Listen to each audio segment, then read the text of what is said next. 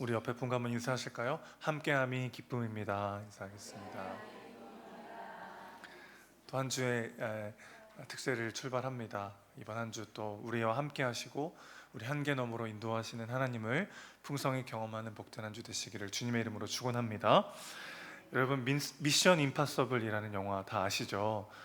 탐 크루즈가 주연하는 영화 많은 시리즈가 나왔는데 제목 그대로 불가능한 미션을 성공시키는 이야기를 다룬 영화다, 이렇게 말할 수가 있겠습니다.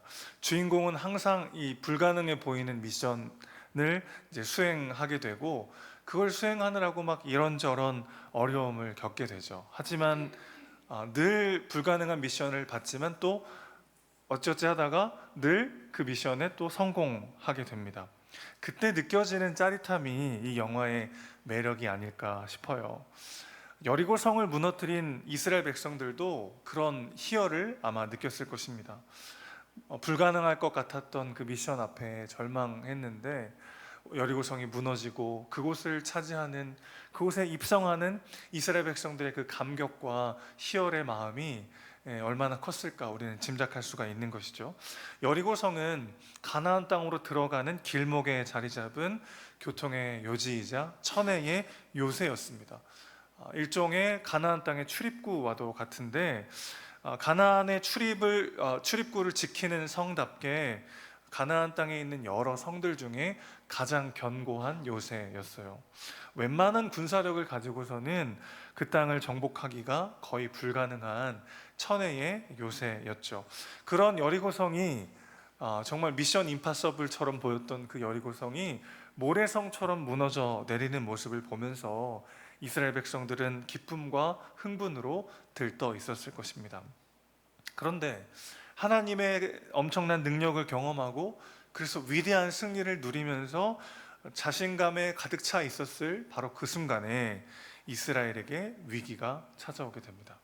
여리고성 다음으로 만나게 된 성은 아이성인데, 이스라엘 백성들은 이 여리고보다 훨씬 더 작은 이 아이성을 당연히 함락시킬 수 있을 것이라고 생각을 했어요.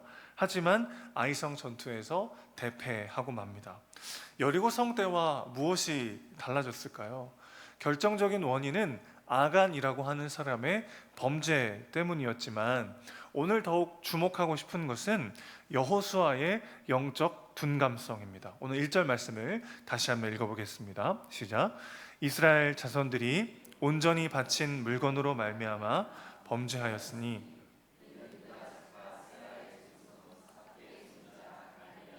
아간이 온전히 바친 물건을 가졌습니다. 여호와께서 이스라엘 자손들에게 진노하시니라.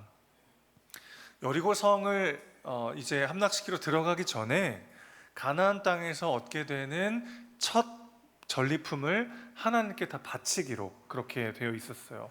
헤렘이라고도 하는데, 하나님께 바치기로 한 것을 이 아간이라는 자가 몰래 훔치게 되는 일이 벌어지게 됩니다.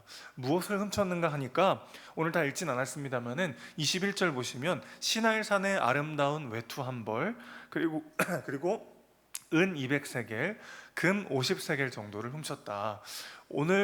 오늘날로 이제 환산하면 한 30억 정도 되는 그 정도의 양입니다. 어마어마한 양이죠. 네. 갑자기 아간에게 딱 그 공감이 되는 그런 느낌적인 느낌인데, 눈이 뒤집힐 만하죠, 여러분. 저는 뭐 그 삶의 대부분을 시골에서 지냈습니다. 제가 늘 말하지만 미원, 보은, 여기가 이제 제 고향인데, 그러니까 피자라는 걸 먹어본 적이 거의 없어요. 이렇게 가끔 먹어봤자 냉동 피자 같은 거, 이렇게 마트에서 파는 냉동 피자만 먹다가 고등학교 때 이제 저한테는 대도시였던 청주로 유학을 가서 이제 처음으로 브랜드 피자를 먹어본 거예요. 청주 고등학교 앞에 그때 이제 그 피자 헛이 있었는데, 피자 헛이라는 신세계를 맛보고 난 다음에는 이 냉동 피자를 못 먹겠더라고요. 신세계가 열려가지고 어찌나 감격스럽던지. 여러분, 광야에서 이스라엘 백성들이 생활을 할 때 의복이 헤어지지 않고 신발이 낡지 않았다 그랬습니다. 40년을요. 기적 같은 일이죠. 근데 이게 무슨 말이에요? 맨날 같은 옷 입었다는 거예요. 맨날 거기서 거기에요. 광야에서 태어나서 비싸고 좋은 것들을 본 적이 없는, 출애굽 2세대들에게 이 좋은 옷이나 뭐 귀중품 같은 것들을 구경도 해본 적이 없는 그들에게 이 여리고성의 그 찬란한 문화와 엄청난 고가의 물건들이 얼마나 참 갖고 싶었겠습니까? 아간이 잘했다는 얘기가 아니고 그는 분명 범죄했어요. 그런데 문제는 이 범죄 때문에 여호와 하나님께서 이스라엘에게 진노하고 계신데 여호수아와 이스라엘의 리더들이 그것을 전혀 알지 못했다는 것입니다. 여전히 하나님이 자신들과 함께하고 있는 것처럼 착각하고 탐대이 아이성에 나가는데 거기서 대패하고 마는 거죠. 하나님이 늘 우리와 함께하고 있다라고 착각하기 전에 우리가 하나님과 함께하고 있는가를 우리는 돌아봐야 하는 것이죠. 여호수아는 하나님께 기도하며 그분의 뜻을 묻기도 전에 자기 마음대로 어떻게 아이성을 공격할지를 결정해 버립니다. 이스라엘이 전쟁 준비가 부족해서 진 것은 아니었어요. 2절을 보시면 여리고성 때처럼 정탐꾼을 보내서 아이성의 전력을 잘 분석해냅니다. 여리고성 때는 정탐꾼들이 처음이니까 좀 서툴렀나 봐요. 그래서 막 들키기도 하잖아요. 그런데 이번에는 아이성 사람들에게 들키지도 않고 아이성의 전력을 잘 분석해서 정탐꾼들이 돌아옵니다. 그만큼 경험도 쌓인 거고 더 치밀하게 준비한 거죠. 전쟁 준비가 부족한 것이 아니었어요. 기도가 부족했습니다. 사실 여리고성 때보다 경험도 쌓였고 더 치밀하게 준비했고 그래서 적군들이 어느 정도인지를 다 완전히 파악한 상태였어요. 그런데 기도하지 않으니까 하나님의 말씀을 듣지 못하고 그러자 하나님의 말씀이 아니라 인간의 말을 듣고 잘못된 판단을 하게 된 것이죠. 제가 지난번에 그 말씀 드렸습니다. 우리 마음이 진공 상태를 허락하지 않는다고요. 하나님의 말씀으로 채워지거나 사람의 말로 채워지거나 둘 중 하나의 상황이 빠지게 된다고 말씀을 드렸습니다. 오늘 여호수아의 마음을 가득 채우고 있는 건 뭐죠? 하나님의 말씀이 아니고 사람의 말이에요. 그러자 지금 하나님께서 어떤 마음을 갖고 계시고 우리를 향한 하나님의 뜻이 무엇인지가 전혀 들리지 않고, 아니 귀 기울여 그것을 물으려 하지도 않고 지금 내 판단, 내 생각, 내 경험대로 또 한 걸음을 내디디려 하다가 여리고성보다 훨씬 더 작은 문제 앞에서도 넘어지고 말게 된 것이죠. 아이성의 당시 인구는 12,000명 정도였다고 해요. 싸울 수 있는 전투력이 적어도 3,000명 이상은 되었을 것입니다. 성을 공략하기 위해서는 수비하는 숫자보다 한 3배에서 5배 정도는 군사가 더 많아야 한다고 합니다. 그럼 왜 2,3,000명 정도면 충분히 아이성을 공략할 수 있다라고 그렇게 판단을 했을까요? 3절 다시 한번 읽어보겠습니다. 3절 말씀 같이 읽어주십시오. 여호수아에게로 돌아와 그에게 이르되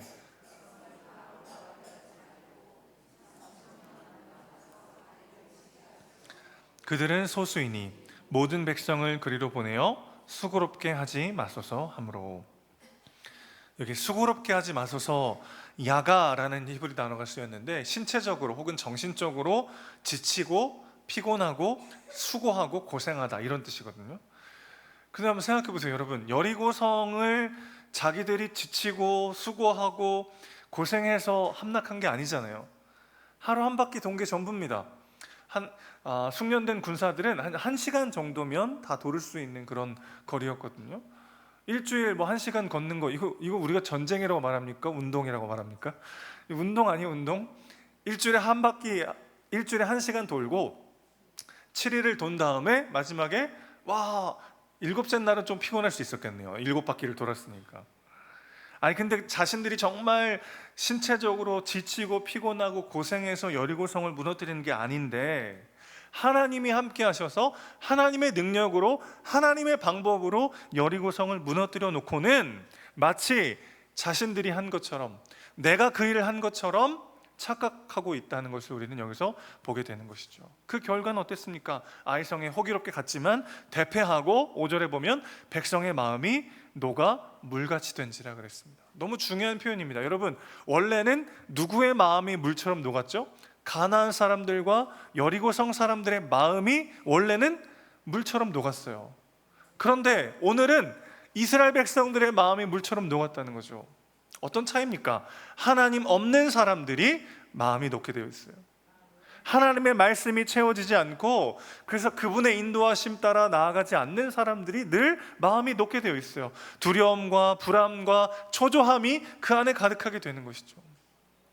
이스라엘이 아주 특별하고 탁월하고 그들의 실력이 출중해서 담대하게 여리고성을 차지했고, 가나안 사람들은 천성적으로 막 빈약하고 연약하고 초라해서 마음이 녹은 게 아니라 하나님이 함께 하시는 사람들에게 담대함과 소망이 부어지고, 그러지 못한 사람들의 마음속에 두려움이 찾아와 마음이 녹게 되어 있다는 것이죠. 이스라엘 백성들은 철옹성 같은 여리고성 앞에서도 무너지지 않고 담대히 그 성을 차지했습니다. 그런데 그것보다 훨씬 더 작은 아이성 앞에서는 마음이 녹아 무너지고 있는 거죠. 어떤 차이입니까? 하나님의 말씀이 내 안에 가득하고 그분의 인도하심 따라 살아갈 때 우리는 어떤 상황에서도 담대히 그 문제를 뚫고 나갈 수 있는 힘을 얻게 될 줄로 믿습니다. 그런데 오늘 이스라엘 백성들이 처한 상황은 조금 흥미로워요. 여리고성을 무너뜨릴 때는 좋았는데 지금 어떤 상황이냐면 2절 보시면 여호수아와 이스라엘 백성들이 지금 어디서 지내고 있습니까? 모래성처럼 무너진 그 여리고성 안에 들어가 있어요. 여러분, 천의 요새였던 여리고성이 지금 어떤 상황입니까? 무너진 상황이에요. 여리고성이 무너질 때는 좋았는데 이제 그곳에 들어가서 지내려고 하다 보니까 또 다른 문제가 발생하죠. 성벽이 없으니까 위험에 노출되어 있잖아요. 가나안의 다른 성들에서 언제든 공격해 올 수도 있고, 그래서 거기를 방비하고 진영을 잘 지키는 또 다른 수고를 해야 되는 상황입니다. 그러니까 아까 3절에서 백성을 그리로 다 보내서 수고롭게 하지 말라는 이 말에는 사실 어떤 의미도 포함되어 있죠. 우린 지금 여리고성도 좀 지키고 우리 진영도 방비하면서 또 다른 공격을 해야 되니까 그렇게까지 막 백성들을 수고롭게 하지 마십시오, 이런 제안인 거죠. 하나님의 은혜를 누리고 그래서 감사하고 감격하면서 한 걸음을 내딛었는데, 그러고 나면 하나님께서 개입하시고 은혜 주시고 응답하셔서 삶의 문제가 해결되고 나면 인생이 그대로 평탄하고 더 이상 아무 걱정이 없게 되는가? 그렇지가 않더라는 거죠. 또 다른 문제, 또 다른 어려움이 언제나 닥쳐옵니다. 기도의 응답이고 은혜고 감사였던 바로 그 문제가 새롭게 우리의 어깨를 무겁게 할 때가 있는 거죠. 그리고 그때 만나는 상황은 처음 겪는 상황일 때가 많아요. 이스라엘 백성들은 여리고성 앞에서도 처음으로 그 성 앞에 섰지만 성벽이 없는 곳에 진영을 세우는 이 상황도 그들은 처음 맞이하게 되는 거죠. 그러면 또 어떻게 됩니까? 겪어보지 못했던 처음의 상황에 노출되게 되면 또 내 힘, 내 경험, 내 판단이 불쑥 올라오게 되죠. 하나님께 기도하고 기다리며 그분과 동행하기보다는 이만치 앞서 달려가기 시작하는 거죠. 하나님 주신 은혜는 삽시간에 희미해지고 눈앞에 다가온 또 다른 문제들이 우리의 마음을 사로잡게 되더라는 것입니다. 여러분, 이 여리고라고 하는 곳이 이스라엘 백성들에게 지금 전혀 다른 의미로 다가오고 있는 거예요. 이전까지는 하나님이 함께 하시고 하나님이 능력의 하나님이시고 우리를 통해 구원을 이루시는 놀라운 하나님을 경험하는 은혜의 자리였는데, 이제부터는 어떻게 됩니까? 우리가 성벽이 없는 곳에서 우리 처자식을 잘 지키고 진영을 잘 다듬어야 되는 그런 공간이 되어버리는 거죠. 어느 순간. 이게 참 아이러니한 거 아니겠습니까? 하나님이 응답하시고 은혜 주셨던 바로 그 자리, 하나님께서 함께 하셨기 때문에 가능하게 된 그 삶의 모습들이 어느새부턴가 또 다른 문제, 또 다른 문제, 또 다른 어려움에만 내 시선과 마음을 빼앗긴 채 하나님을 떠나 내 힘과 내 능력으로 그것을 살아내야 될 것 같은 또 다른 삶의 영역이 되어버릴 때가 있더라는 것입니다. 그럼 여지없이 성령보다 기도보다 앞서 달려가기 시작하는 거죠. 그러면서 하나님이 나와 함께 하시고 있다라고 믿고 착각하고 나아가게 되기가 너무나 쉽다는 것이죠.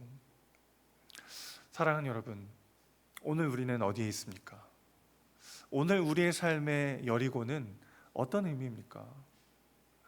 지금까지 마치 내가 내 삶을 책임지고 내 능력으로 여기까지 온 것처럼 눈앞에 닥친 또 다른 문제 가운데 빠져서 그 역시도 하나님과 함께 하나님의 능력으로 하나님의 말씀 안에 한 걸음 한 걸음 나아가야 함에도 불구하고 내 감정이 앞서고 내 판단이 앞서고 내 걱정이 앞서고 내 계획이 앞서고 있지는 않습니까? 내가 하나님과 함께하고 있는가? 하나님이 나와 함께 하신다고는 늘 고백하지만 내가 오늘 하나님께 귀를 기울이며 그분의 임재 안에 동행하고 있는가 돌아보는 이 아침 되시기를 소망합니다. 자, 이 모든 문제를 해결하는 데 있어서 하나님은 제비뽑기를 통해서 이게 누구의 범죄 때문인지를 밝히게 하십니다. 하나님은 이미 지금 누가 그랬는지를 아시죠? 그럼 여호수아에게 직접 말씀하실 수도 있었는데 이 문제를 지금 굉장히 공적으로 다루기를 원하고 계신 거예요. 하나님은 이 사건을 아간 개인의 죄가 아니라 이스라엘 전체의 죄로 여기고 계신 거죠. 12지파의 지도자들이 나와서 차례대로 제비를 뽑습니다.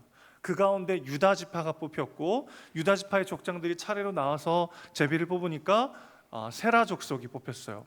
세라 족속의 어른들이 나와가지고 제비를 뽑으니까 삽디 가문이 뽑혔고 삽디 가문의 남자들이 나와서 제비를 뽑으니까 마침내 아간이 뽑혔습니다.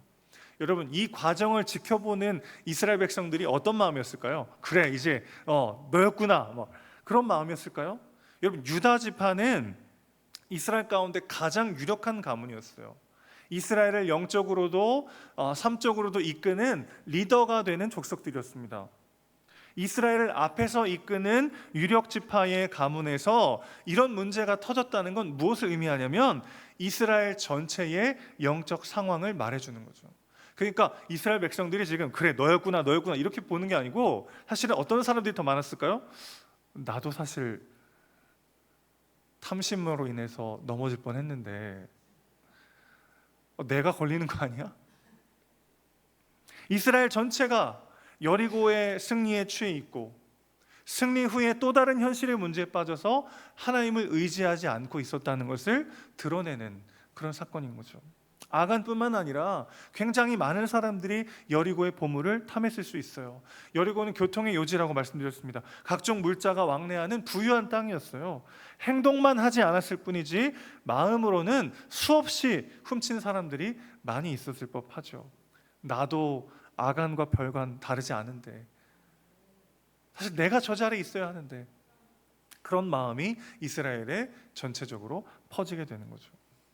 하나님의 능력으로 여기까지 와놓고 내 힘으로 살아갈 수 있을 것 같은 착각이 올 때 우리는 눈앞의 문제와 눈앞의 유익에 내 시선과 마음을 빼앗길 수밖에 없습니다. 아간의 범죄로 인해 그와 그의 집안이 처벌받고 다시 이스라엘은 일어나 하나님께 귀 기울이기 시작합니다. 오늘 두 번째 주 특세를 시작하면서 우리의 시선과 우리의 마음은 어디에 있는지 돌아봤으면 좋겠어요. 하나님이 나와 함께 하시는가도 중요하지만 내가 하나님과 함께 하고 있는가?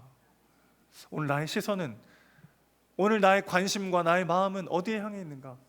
여전히 내 문제에만 혹은 내 시선을 빼앗는 보암직도 하고 먹음직도 하고 지혜롭게 할 만한 그 것들에 우리의 마음을 빼앗기고 있지 않은지 돌아보는 우리가 되길 소망합니다.